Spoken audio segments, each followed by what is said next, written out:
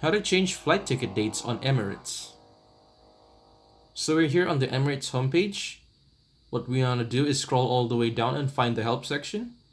Click on help and contact. We'll be redirected to a page with numerous help tools, but what you want to look for is cancel/change flight.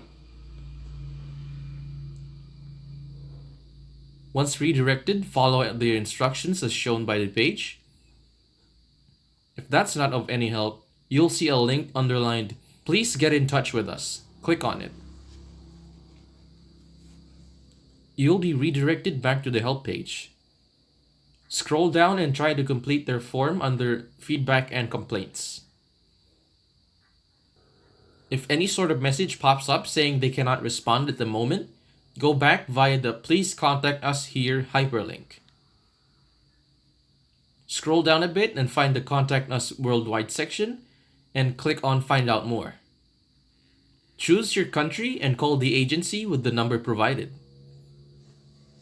From there, they should put you through one of their agents to discuss your changes. Hope you found this helpful.